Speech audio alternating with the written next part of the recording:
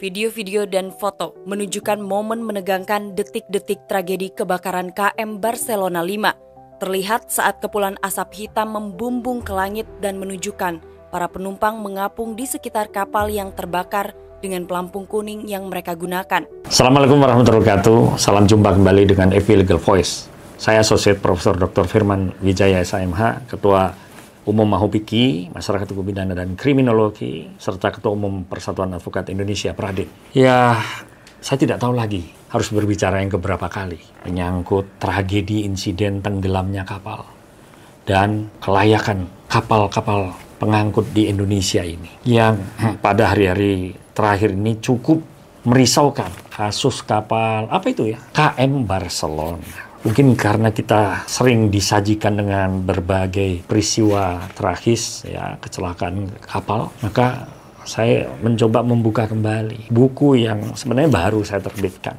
menyangkut tindak pidana korporasi. Dalam konteks keilmuan hukum, saya melihat sebenarnya persoalan keselamatan pelayaran ini sudah mencapai degree of loss public, derajat kerugian publik, kasus-kasus insiden kecelakaan kapal ini. Maka menurut hemat saya tidak usah menggunakan metode-metode yang klasik, mencari mens rea, actus reusnya. Sudahlah, KNKT dan otoritas keselamatan pelayaran, penegak hukum, terapkan saja sudah vicarious liability dalam kasus ini. Tidak hanya nakoda, awak kapal, dan sah bandar yang bisa dimintai pertanggungjawaban, tapi berjenjang sampai kepada pemilik kapal. Bahkan tanggung jawab terhadap degree of loss publik, kerugian publik sudah harus diutamakan.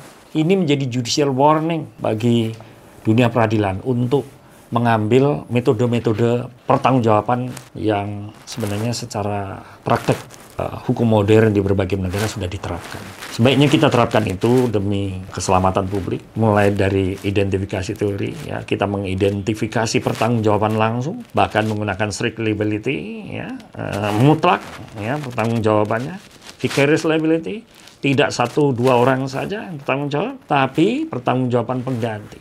Tidak hanya personal, tapi korporasinya dan cultural model, perilaku atau kultural yang ada di dalam standar pelayanan keselamatan atau kelayakan sebuah angkutan pelayaran. Apakah itu diterapkan ataukah hanya sekedar menangguk keuntungan dan jauh dari standar keselamatan yang sudah menjadi hukum pasti sebuah tuntutan masyarakat. Hemat saya, tuntaskan kasus-kasus insiden keselamatan pelayaran yang memakan korban dan membahayakan keselamatan publik.